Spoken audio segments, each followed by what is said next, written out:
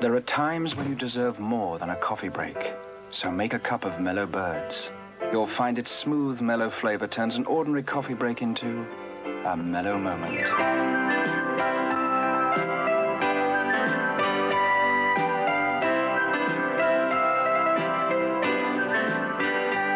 Mellow Birds for mellow moments. Every day should have some. We're back, ladies and gentlemen, for Mellow Moments. I have Cigar Now, a Distant Memory. We have another Mellow Birds.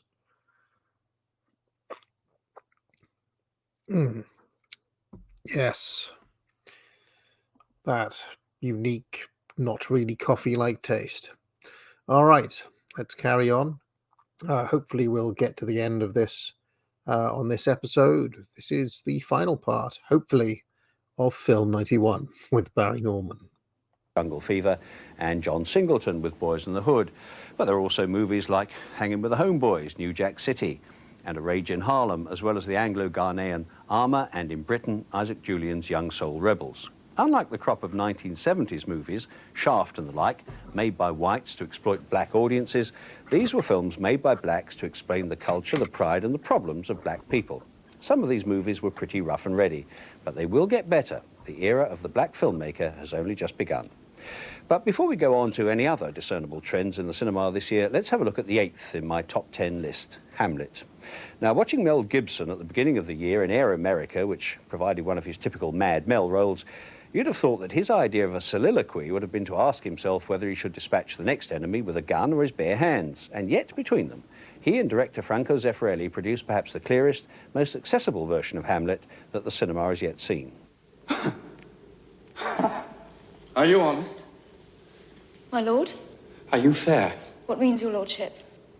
That if you be honest and fair, your honesty should admit no discourse to your beauty. Could beauty, my lord, have better commerce than with honesty?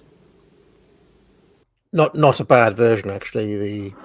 The Gibson, oddly, is his Shakespeare stuff is not terrible. In my, then again, what do I know? I did love you once. Indeed, my lord. You made me believe so. You should not have believed me. I loved you not. Where's your father? At home, my lord.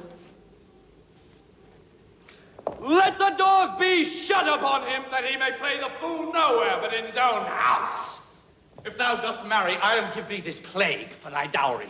Be thou as chaste as ice, as pure as snow. Thou shalt not escape calumny. Or if thou wilt needs marry a fool. For wise men know well enough what monsters you make of them. I have heard of your paintings well enough.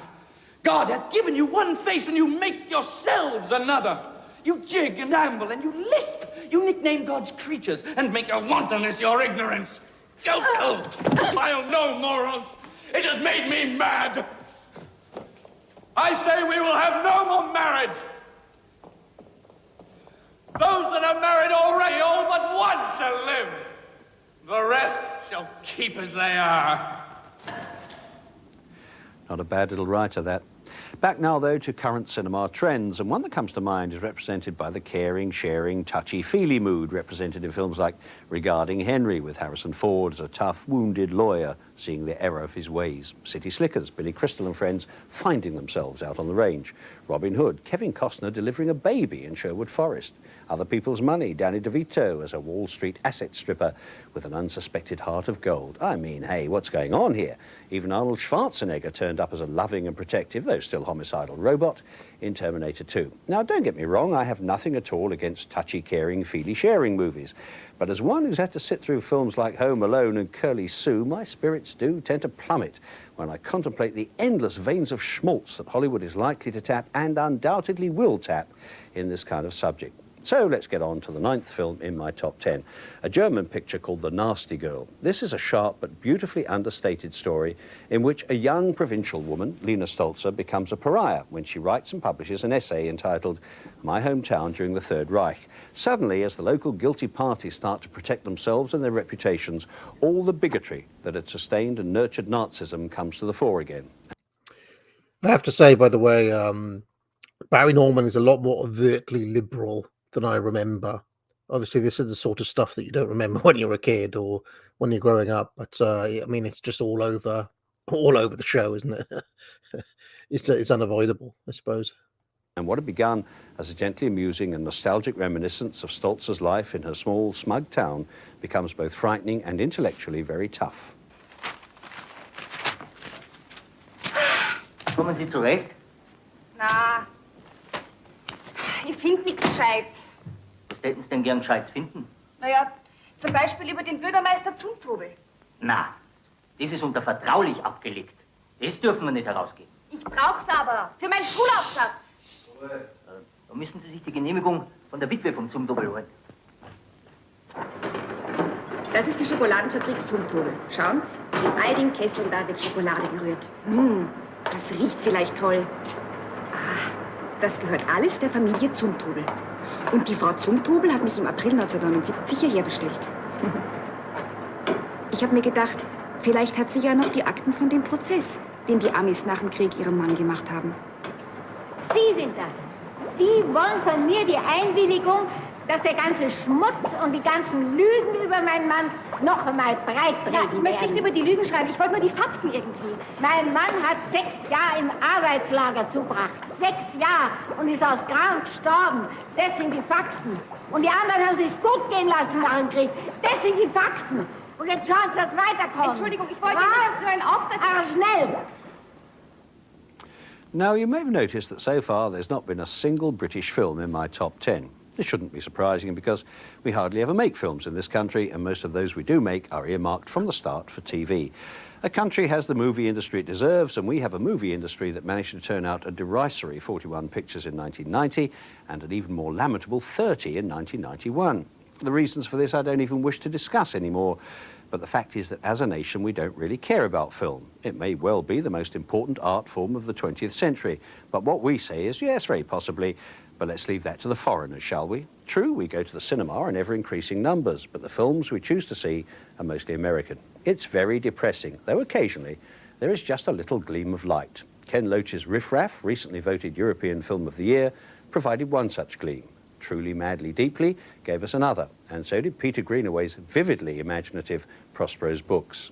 And then there was the 10th film in my list, Mike Leigh's delightful Life is Sweet, a funny, touching, fly-on-the-wall look at the life and times of a lower middle-class suburban family in London. Lovely performances by Alison Steadman, Jim Broadbent, Claire Skinner, and the funny, heart-rendingly anorexic Jane Horrocks. Hey Andy, guess what? What? I woke up this morning, I felt a little bit, what's it, and I thought to myself, oh blimey, don't tell me I'm in the family way. Jesus Christ. What's a family way supposed to mean? You know what it means. No, I know what pregnant means. You don't have to talk some rubbish. Well, silly little saying. Oh, shut up. You shut up. I was lying there, Andy, I thought to myself, oh, I'd love another little baby. You're too old to have a baby, ain't you? Of course not. You may not be. I am. Mike Leigh loves Alison Steadman. Also used in Nuts in May, one of my favourite films, of course. I want to revisit British cinema at some point. Possibly after I finish my Adam Curtis season, I might do a couple of shows on British cinema and its steadfast commitment to a kind of social realism. I feel like some of those films, even though they're often made from a left-wing perspective, may be interesting to revisit with our current lenses. You wouldn't see me for dust, I tell you. Oh, Auntie, don't be rotten. Typical man. Oh, shut up. What do you know about men? Enough. Anyway, I thought to myself, oh, never mind. I'll just have to wait till I'm a grandma. You're going to have a long wait. Yeah. Hey? Who'd want them? Oh, that's nice. Stick a couple of brown paper bags over their heads. Might be able to flog them off cheap, sight unseen. waste my life. No? What you doing now, then? Contributing a great deal, aren't you? Sitting around on your arse all day. Yeah, well, I'm thinking about it. Oh, yeah, thinking about it. That's the easy bit, isn't it? Thinking about it. Anyone can do that. It's doing it's difficult. Bollocks. Nicola. Shame though, innit? It was such lovely little Dolly What's-its. Sitting there in the matching little outfits. My little Natalie and my little Nicola. And now look at them. I'll get the sick buckets. And that's it. As I said at the beginning, my 10 films are not listed in any order of merit or even chronology. From Cyrano de Misery to Dances with Lambs, from The Silence of the Wolves to Thelma and the Nasty Girl, and everything in between, they're simply the films I've enjoyed or admired most this year. If your choice is entirely different, fine. Like the man said, that's what makes horse races.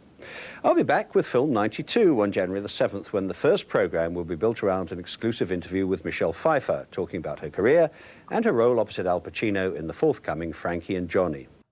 Ah, where are you, Time Stealer? There she is, our chip girl of the year. Do you remember when Time Stealer on the who would you do would claim that Michelle Pfeiffer just looked like a girl from the chip shop? I mean, what chip shops have you got in your town? Bloody hell. Pacino in the forthcoming Frankie and Johnny. For now, however, I'll leave you with Cher's The Shoop Shoop song and an old dancing cast of hundreds. May I wish you all a happy and much more prosperous new year. Goodbye. Does he love me? All right, well, I won't play Cher Shoop Shoop because it's bound to elicit copyright. That's it. We're at the end of a shorter edition of Mellow Moments today, and join me again tomorrow. We'll be having another one. So long for now. There are times when you deserve more than a coffee break, so make a cup of Mellow Birds.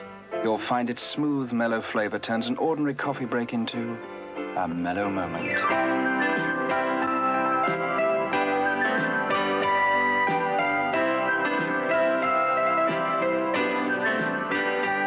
Mellow Birds for mellow moments.